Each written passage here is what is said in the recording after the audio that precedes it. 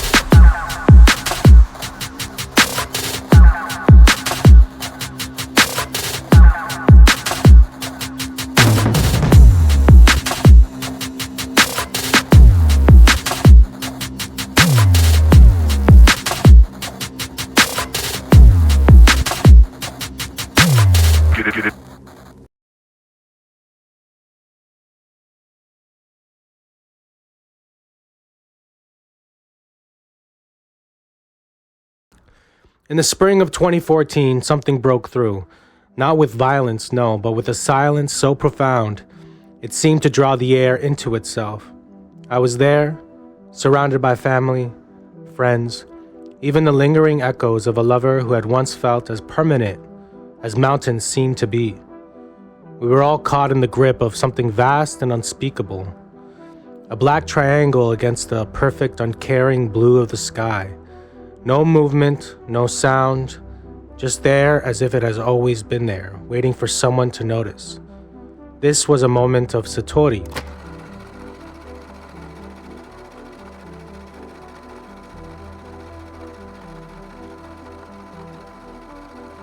A crack in the shell of the world where the light of truth could slip through. But it didn't feel like light. It felt heavy, haunting. And yet I couldn't look away. The black wasn't just black, it was alive, not alive the way you and I are, with breaths and pulses in the fragile cage of the skin holding us in. No, this was something else entirely, solid and liquid all at once, shifting in ways that made my eyes doubt themselves. The surface wasn't a surface, it rippled like oil, like mercury, in a way that mocked the very idea of solidity. Then came the droplets. Pieces of the craft, if craft is the right word, oozed off it, like ink bleeding from a wound, breaking away and yet not breaking free. They would drift, just for a moment, only to be pulled back into the hole, escaping and returning as if testing some unseen tether. Watching it, I couldn't shake the feeling that it wasn't leaking, it was thinking. Those liquid black fragments were alive in a way I didn't understand, and they moved like questions looking for answers. This is where the horror lives. Not in what you see, but what it stirs within you, the questions you don't want to ask, the answers you'll never fully trust. But what haunted me most wasn't the thing itself, it was the silence, not the absence of sound, no. This silence was an entity all its own, filling the air with a presence so vast it seemed to press against my skull, reminding me how small I truly am. The people around me moved on, but I kept watching from my apartment, while everyone else forgot about it, literally, moments after. My family, everyone looked at me like it was no big deal, or like they wanted to forget it because it challenged their beliefs, and so they busied themselves with mundane tasks. But for me, nothing was the same. It was as if I was in the twilight zone, as if it only happened to me and nobody else seemed to care, like as if I was in a trance. I watched it slowly hover into the sunset. It glowed as day turned to dark, disappearing without a care of the effect it had on me. Nothing's been the same since that day. How could it be? The ground under my feet, the faces of the people I love, even the reflection in the mirror, they all feel thin now, like the world isn't quite what it seems. Maybe this was God showing me its playful side, peeling back the veil to reveal the dance beneath. But maybe the veil wasn't pulled back. Maybe it was torn. And the black triangle, it left without leaving, but it's still here, you see, lodged in my mind like a splinter, reminding me that reality is far more malleable than I'd like to admit. Some days I like to think that's beautiful, and other days I wish I could go back to before. But there is no before, there's only this moment, and what watches us from the silence. Little did I know at the time that this would be an omen that would change the trajectory of my life. For better or worse, that is to be seen. Jacques Vallée's Wonders in the Sky, Unexplained Aerial Objects from Antiquity to Modern Times, presents an anthology of historical reports of anomalous aerial phenomena. Compiled with his co-author Chris Abeck, these accounts span centuries, emphasizing the universality of such sightings across cultures and times. Below, we'll explore 4 fascinating reports and reflect on the overarching theme of the book. The Charleville Cross, 7060 CE, France. A luminous cross reportedly appeared in the skies over Charleville, France. Witnesses described it as a celestial manifestation that struck awe and fear into onlookers. This event was interpreted as a divine sign, fitting the medieval worldview where unexplained phenomena were often tied to religious or supernatural beliefs. The sighting demonstrates how modern societies contextualize aerial phenomena through the lens of their spiritual and religious paradigms, shaping collective responses. 2. The Nuremberg Celestial Battle, 1561, Germany. In this famous account, townspeople in Nuremberg observed a chaotic aerial battle involving cylindrical objects and spears. The event culminated in a fiery crash, and illustrations from the time depict a dramatic, almost apocalyptic scene. This was interpreted as a divine warning or omen of war. The vivid and structured descriptions challenged the modern tendency to dismiss such accounts as mere optical illusions or hallucinations. Instead, they underscore humanity's tendency to assign meaning to inexplicable events. 3. The Hull Fiery Dragon, 1290 CE, England. Monks in Yorkshire recorded seeing a fiery dragon flying low over the countryside, leaving a trail of fire. This event caused great alarm, with the clergy interpreting it as an omen of divine wrath or impending disaster.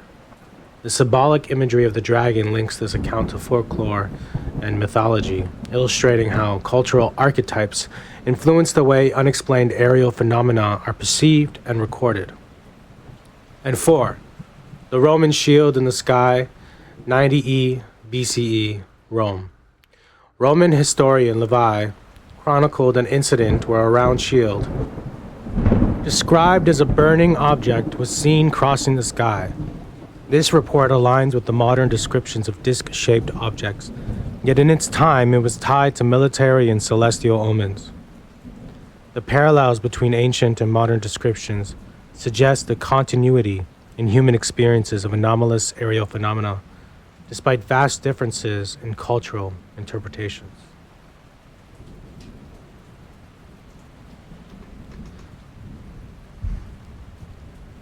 How malleable is reality?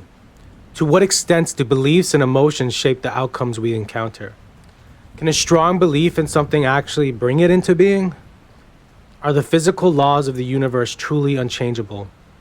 Or is there a way for humanity or individuals to bend them? How much of our physical reality is just interpretation? Can focused intention or spiritual practice actually reshape reality in meaningful ways? If so, how do we distinguish between subjective experience and objective change? How do perception, psychology, physicality, and metaphysics interact to create the reality we live in? Is reality a singular construct or a web of interconnected influences? Plato.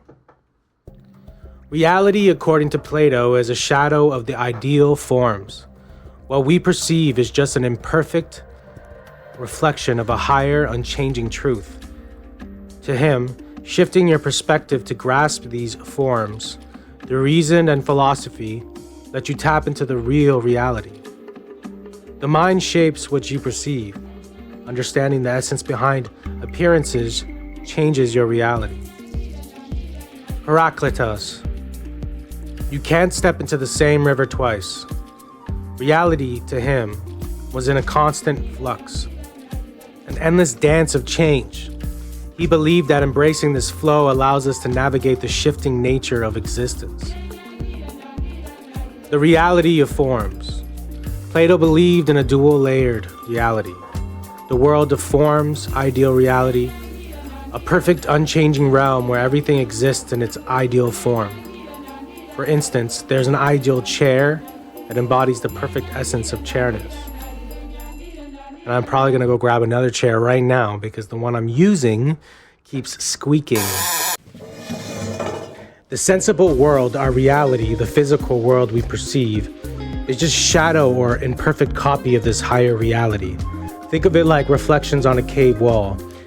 Cue allegory of the cave vibes. How does this make reality malleable? Knowledge is power. Plato argued that understanding the forms through reason and philosophy allows us to see past illusions. This shifts how we act and perceive the world. Example, a philosopher who understands justice as an ideal will act justly even when society's justice is corrupt. This reshapes societal dynamics over time. Soul versus material. Plato emphasized the soul's journey toward the forms. By aligning with the truth, beauty, goodness, the soul transcends physical limitations. Practical applications. Seek the essence. Instead of being distracted by superficial aspects of life, aim to grasp at the underlying truths. Example, if you're facing conflict, ask, what's the essence of the issue?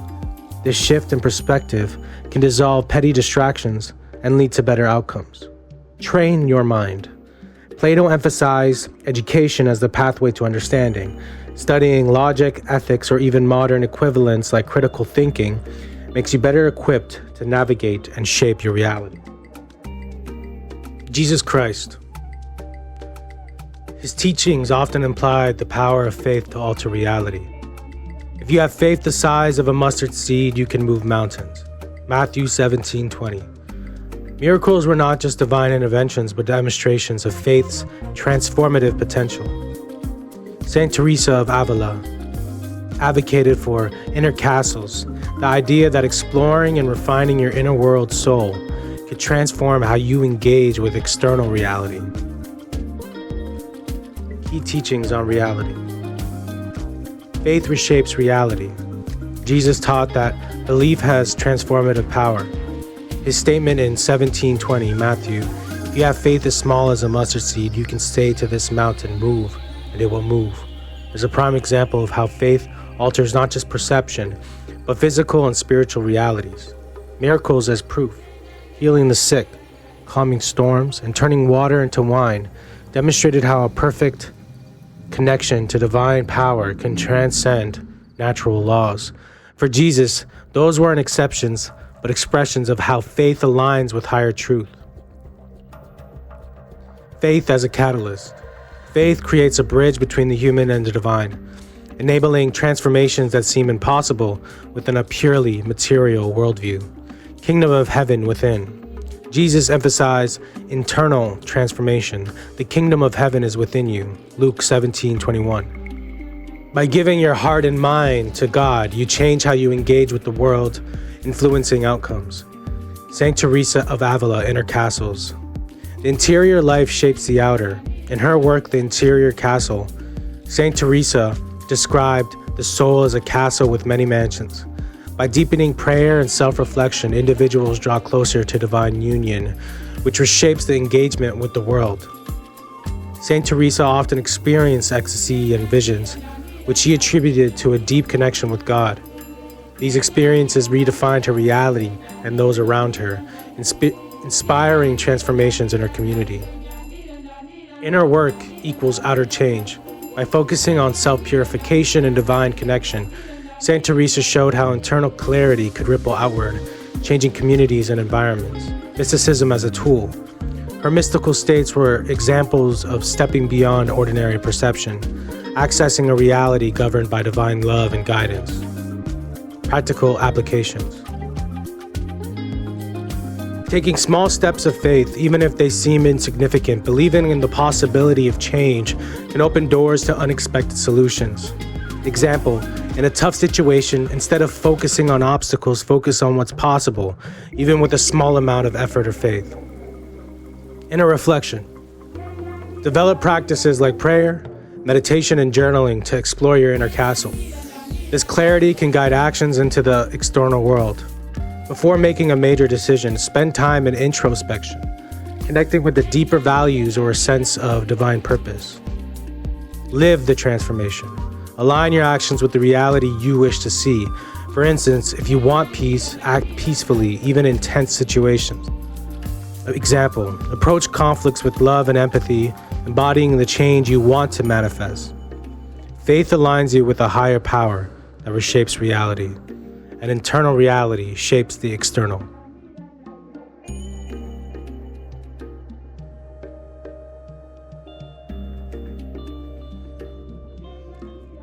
Rumi, a Sufi mystic.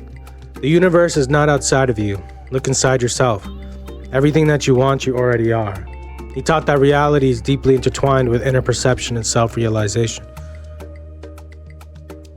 Paramahansa Yogananda, an autobiography of a yogi, he describes yogic practices that demonstrate mastery over physical reality, like materializing objects or slowing bodily functions. He attributed this to understanding reality as energy, governed by consciousness. The inner universe and the power of love, key teachings on reality. The universe within. Rumi famously said, "You are not a drop in the ocean. You are the entire ocean in a drop." He believed that reality is not external, but a reflection of the vastness within each person. Your inner state shapes your reality in interaction with the world. Love as a transformative force.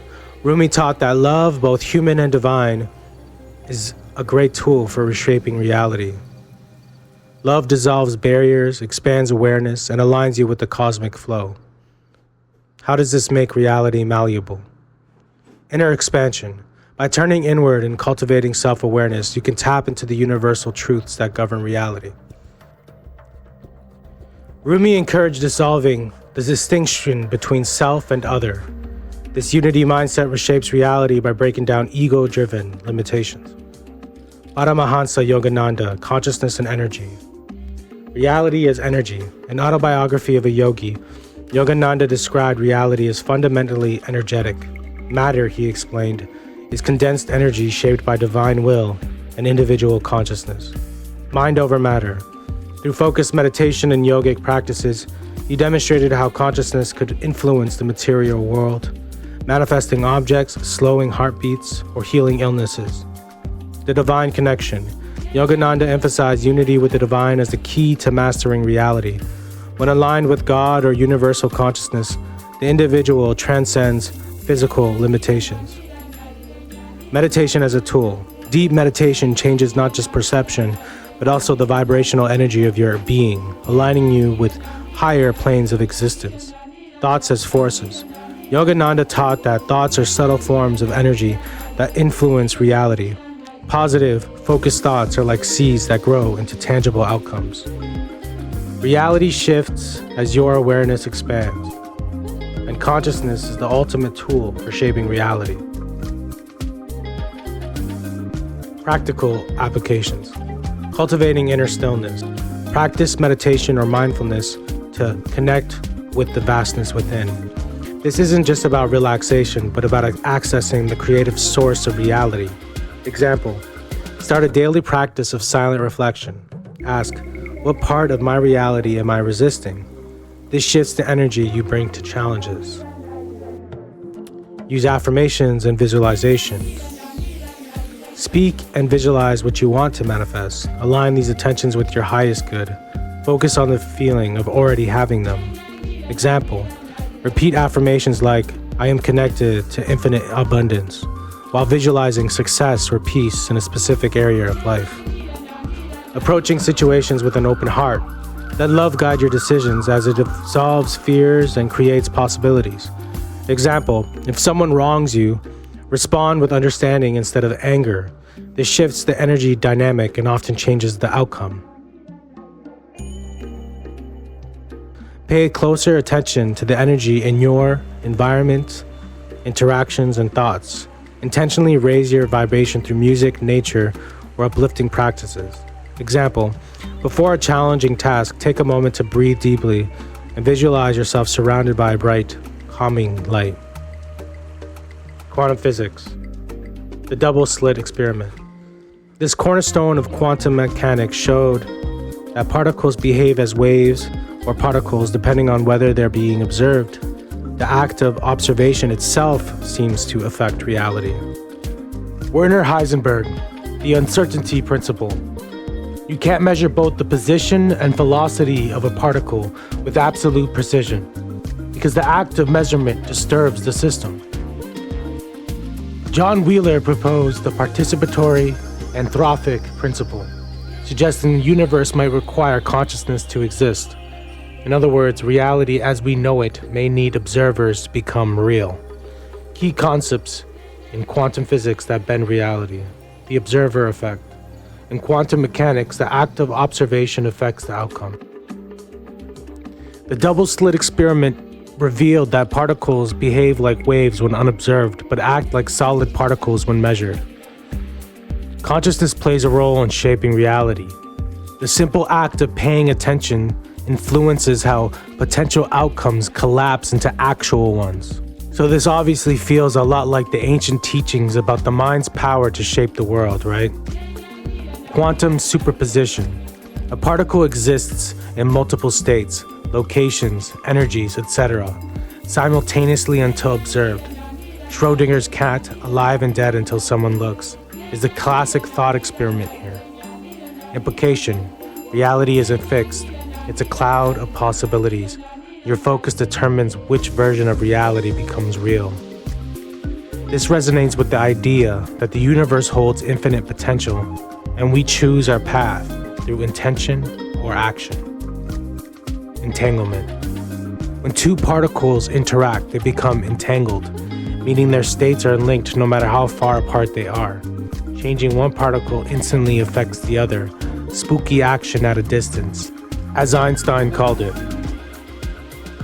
The implication is that everything in the universe might be interconnected at a fundamental level. And this sounds just like what mystics have said for centuries. Separation is an illusion, and all is one. Reality as energy and information. Quantum physics show that matter is just condensed energy, and at the smallest scale, reality is not solid, but probabilistic. Implication. Reality isn't as real as it seems. It's a dynamic interplay of energy shaped by information, the laws of nature, human interaction, etc.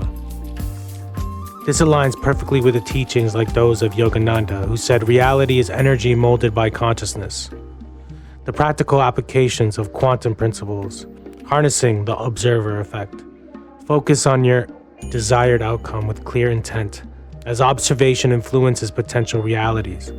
Example, visualize your goals daily. Imagine them as already achieved. Quantumly speaking, this could help collapse probabilities in your favor. Living in superposition. Embracing uncertainty and possibilities. When facing a decision, remember that multiple outcomes exist until you choose one. Instead of stressing over the right choice, focus on aligning with your purpose. Trust the process to reveal the best path. Embracing interconnectedness. Act as if your actions ripple across the universe because, well, they do. Treat others and the environment with care, knowing you're fundamentally linked. Example, practice small acts of kindness. They may create unseen shifts in your entangled web of connections. Energy awareness. Recognize that your thoughts, emotions, and intentions are forms of energy. Cultivate higher vibrational states, joy, gratitude, love, to influence your reality positively. And remember, the key word is cultivate. Example, When feeling low, consciously shift your state by listening to uplifting music, meditating, or practicing gratitude. Common threads across disciplines. Reality is interactive across mystics, philosophers, and physicists. The consensus is that reality isn't fixed. It's shaped by interaction, observation, and interpretation. The observer's role, whether through faith, mindfulness, or scientific measurement, the observers play a key role in shaping reality. The inner world equals the outer. Transforming the internal often leads to changes in the external, whether through faith, meditation, and mindset shifts. Reality is dynamic. Both quantum physics and mystics agree that reality isn't fixed. It's fluid and responsive. Consciousness matters. Observation in physics mirrors the mystical idea that awareness shapes experience. Unity, quantum entanglement, and mysticism both highlight the interconnectedness of all things.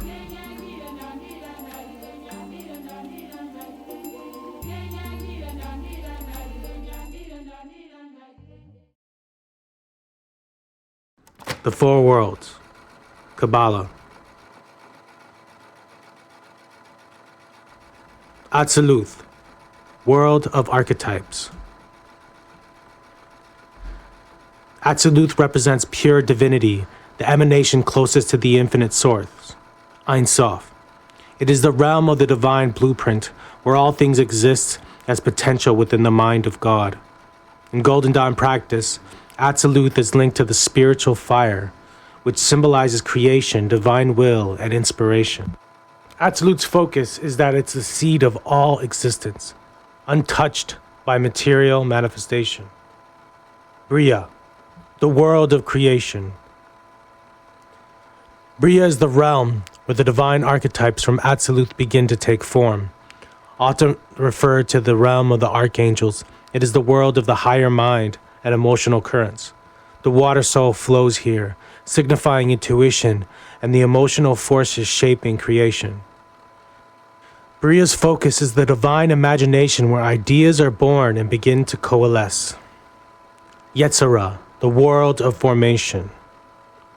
Yetzirah is the world of patterns and frameworks, where the forms conceived in Bria are structured and shaped. It is often associated with the angelic choirs and the astral plane. Represents intellect, communication, and the conscious formation of ideas. Focus of Yetzirah is the mental and energetic blueprint for manifestation. Asiya, the world of action. Asiya is the realm of material reality, where divine archetypes finally manifest in physical form. It is the domain of the earth soul, Nefesh, representing vitality and the physical body. Linked to the densest reality are 1%. Asiya is where divine energies are expressed through time, space, and matter. Focus, the culmination of creation as tangible experience.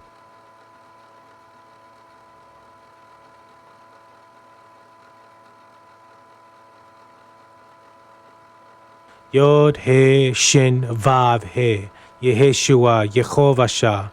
A Christian mystical variation of the Tetragrammaton, adding the Shin, symbolizing the incarnation of fire, spirit, into matter, earth. Connection. The Shin, representing fire, ties to Shaya, the spiritual soul, and Atziluth, Nefesh, the earth soul. The black triangle could symbolize divine energy descending into the physical realm, a literal embodiment of spirit into matter. Picture the encounter again. The black triangle emerges silently in the Asiya realm, where you perceive it with your nefesh, your earthly senses. Its light flickers in patterns that stir your neshama, evoking wonder and awe. As you reflect on its origin and purpose, your ruach tries to decode its divine blueprint, connecting it to higher realms. Finally, your chaya feels the oneness, recognizing the craft as not just an external, but as a spark of divine will, a fragment of the universal fire descending into your reality. The Pentagrammaton reveals how divine energy, fire, can manifest into the material earth, while the Tetragrammaton's four worlds show how this descent follows a structured process. quantum mysticism meets Kabbalah. Absolute and quantum potential. The craft begins in the realm of infinite possibilities, much like quantum superposition. Collapse through observation. Your consciousness, ruach and neshama, interacts with this phenomena, collapsing it into form within your reality. Unity through entanglement. The encounter stirs your chaya, revealing that the black triangle is not separate from you, but part of a unified divine whole.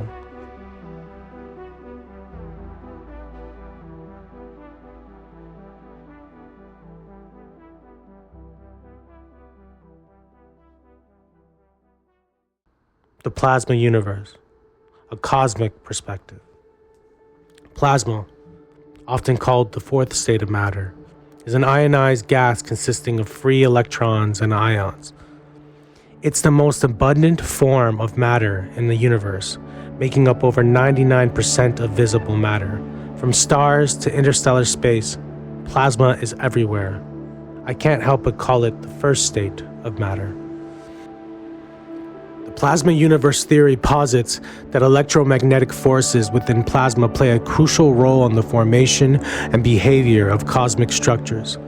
This perspective challenges the traditional gravity-centric view of cosmology, suggesting that vast networks of cosmic plasma currents shape galaxies and other large-scale structures. Nikola Tesla's vision, the electric universe.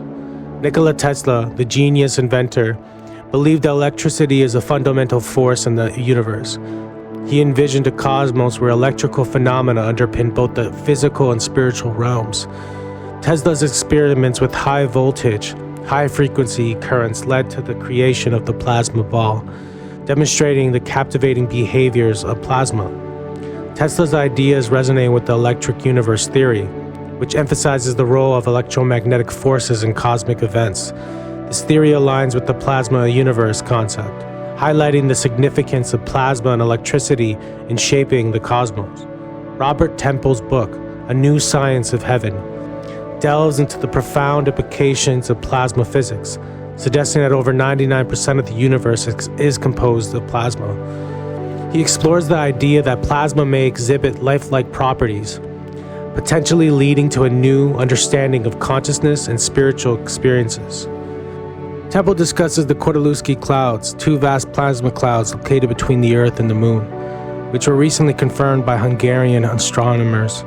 These clouds challenge traditional views of cosmic structures and hint at the dynamic nature of plasma in space.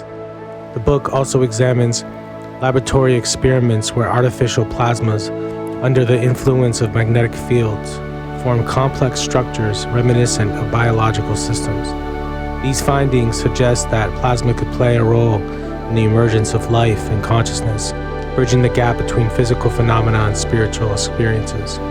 By integrating plasma physics with concepts from mysticism and quantum physics, Temple offers a holistic perspective on reality, proposing that the universe is an interconnected web of energy and matter, where plasma plays a central role in both the physical and spiritual realms.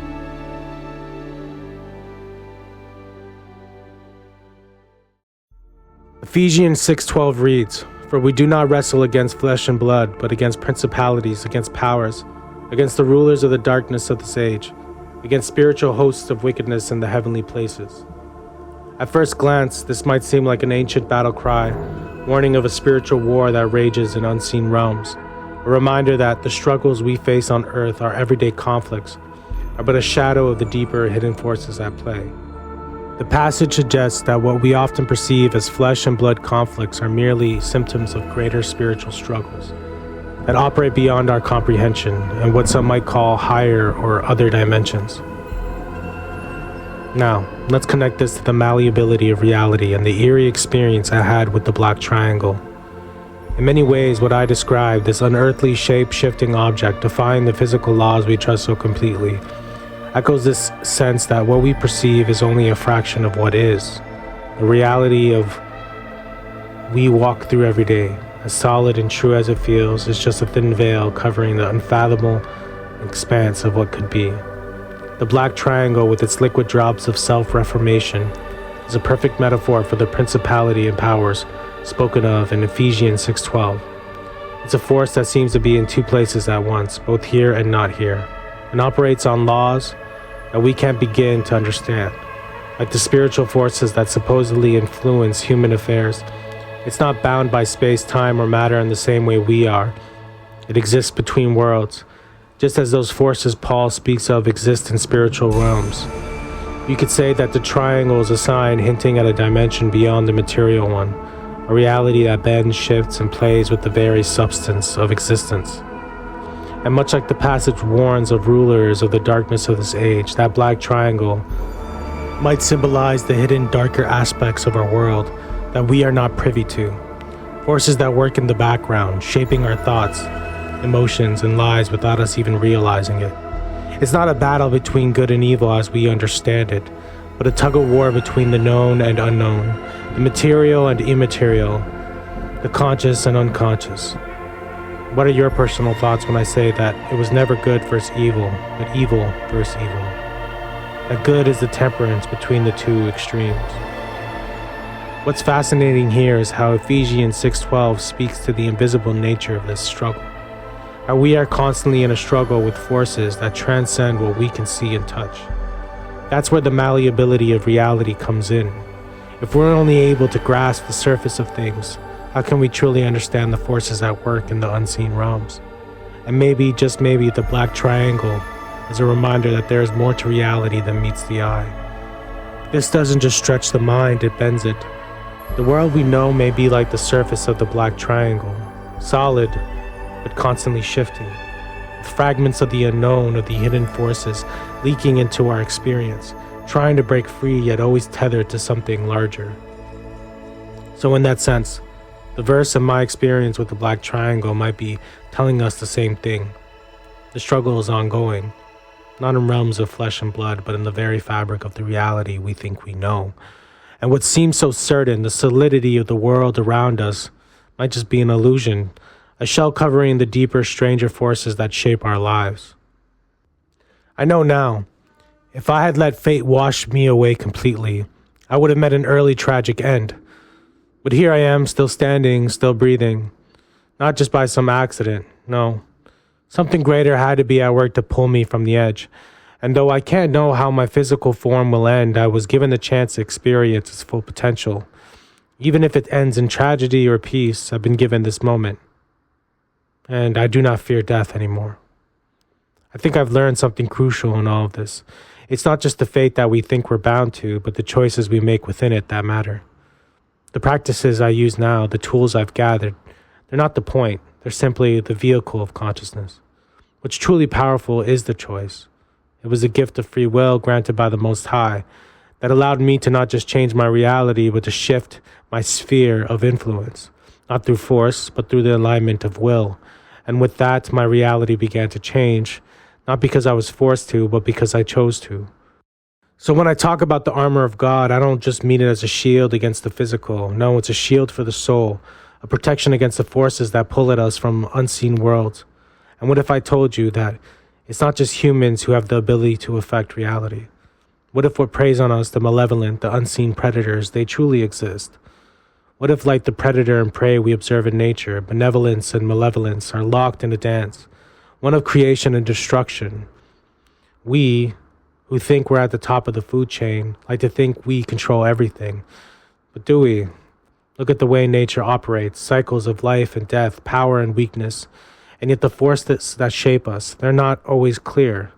We often forget that those forces aren't always just inside of us. They're out there, waiting and watching. Why is it that some people have positive experiences with the phenomena I'm talking about, and others, well, they don't? Sometimes it feels like there's no rhyme or reason. But what if that's the point? What if it's not just about how we interact with these forces, but what we choose to do when we do? Some may see darkness, others light, and some may walk the line between both. In the end, something happened to me, something changed. Just like my first encounter with sleep paralysis, where I felt like I had one foot in the world of the living and one foot in the world of the dead. It altered me. My life didn't just change that day with the black triangle in the sky. No. It's been shifting since before I could remember. Constant flux. Shifting in ways I couldn't have predicted, couldn't have controlled. John 4:31-42, Jesus says to his disciples, I have food to eat that you do not know about. What does he mean by that? What if the food he speaks of isn't just physical? What if it's the will of the Most High? He says his food is to do the will of the one who sent him, to accomplish the work he was meant for. That work is not about survival, not about chasing after the next meal or the next moment. It's about the bigger picture, the eternal picture. That's what I realized. This life, this world, it's not about fighting against fate. It's about choosing to stand in the truth of what we are, what we've been given, and what we're capable of. It's not just about surviving, it's about doing the will of the Most High, no matter the consequences, no matter the outcome. And that's when you start to change things. That's when you start to shift reality. The question is, are you ready to make that choice? Are you ready to walk the line between creation and destruction, between the seen and unseen? Because, my friends, that is the power we all hold if we choose to wield it. In the year of 2019, it felt like I had two choices: carve out a new existence from the wreckage or completely surrender to whatever was pulling at me. It was as if something wanted to consume me, to swallow me whole. But there was another choice. If I decided, I could integrate it, become conscious of it. And in that moment, when I was backed into a corner, I made my choice. I chose to say no to what reality had set for me. And through God, reality began to shift, slowly, surely, like a river carving a path through the stone. The world began to flow around me, but let me be clear, I hold no esteem. I live humbly. This isn't about me. It's about something bigger, something greater than all of us. What I'm discussing is a call to action. To anyone who feels like their life is being crushed under the weight of expectations, under the weight of the world that demands everything from you, I've been there. I know the feeling. But let me tell you this, there is another way, a way that can shift everything if you're willing to choose it, to see it. To those who have no choice when it comes to experiencing the supernatural, I challenge you to face your fears and make peace with them. Because it seems to me that things are naturally only going to intensify. And it's truly God's mercy that is the armor. God's compassion and overall ability to give us all the chance to change direction. Metanoia, a noun. It's a change in one's way of life resulting from penitence or spiritual conversion. What he demanded of people was metanoia, repentance, a complete change of heart. When I first started down this path, the visions came sporadically. At first, I didn't know what to make of them. But then as I found my voice in the astral and I realized I could have a say even in that realm, that's when I knew. When entities tried to pull me into sleep paralysis, I felt their grip, but it didn't have the same effect on me anymore. I had learned to stand. I had learned to see, and that's when I began to see the truth. The Holy Spirit is not just an ancient artifact or holy text, it's everywhere. It envelops everything, every human being, every rock, every tree, every animal, every blade of grass, and yes, even in that uncaring blue sky as well. If you take the next step, you'll see sprites that dance in the sky, sharing information back and forth during the day, and shadows that stalk us at night. Yeah, I said it, sprites in the sky. Lights in the sky that I have no choice but seeing now. Attainment once gained never leaves. The word psyche originates from the Greek word psyche, which translates to soul, spirit, breath, or life. Its etymology reflects deep philosophical and cultural roots. Greek origins. Psyche was originally associated with the breath of life, seen as the animating force of a living being. In Greek mythology, Psyche is personified as a mortal woman who became the goddess of the soul after enduring trials and reuniting with her love, Eros, Cupid. Her story symbolizes the journey of the soul toward divine understanding and immortality. Proto-Indo-European roots. Derived from the Proto-Indo-European roots, be'ez, meaning to blow or to breathe, this root ties the concept of psyche to the life-giving force of breath. Philosophical context. In ancient Greek thought, particularly in the works of Plato and Aristotle, psyche was used to denote the immaterial essence of a being, encompassing the mind, soul, and vital spirit. Adoption into the Latin and modern languages. The word was carried into Latin as psyche with similar meanings and eventually entered English in the 16th century. Over time, its use broadened, particularly with the advent of psychology as scientific discipline, where it came to signify the mind and mental processes. Thus, psyche encapsulates notions of life, soul, and the essence of being, bridging ancient spiritual beliefs with modern understandings of the human mind and consciousness. Carl Gustav Jung. The Swiss psychiatrist and psychoanalyst offered a unique perspective on the UFO phenomena, viewing it through the lens of psychology and symbolism rather than as a purely physical occurrence. In his 1958 work, Flying Saucers, a modern myth of things seen in the skies, Jung described UFOs as a living myth, suggesting that they are manifestations of the collective unconscious. He posited that circular shapes of flying saucers symbolically represent wholeness in the self, reflecting an innate human desire for completeness amid the uncertainties of the modern world. Jung emphasized that whether UFOs have a physical reality is less significant than their psychological impact. He stated, "I can only say for certain that these things are not a mere rumor. Something has been seen." This perspective underscores his interest in the symbolic and archetypical meanings behind the UFO phenomena, rather than focusing solely on their physical existence. In a personal reflection, Jung recounted a dream where a UFO approached him, which transformed into the lens of a magic lantern, projecting an image of himself. He interpreted this as a representation of the meditative yogi, suggesting a deep connection between the observer and the observed, and highlighting the introspective nature of such experiences. Overall, Jung viewed UFOs as a significant psychological phenomena, embodying modern myths that reveal underlying aspects of the human psyche and collective unconscious. The trickster. Role in the psyche. The trickster is a chaotic, shape-shifting figure from mythology and collective unconscious.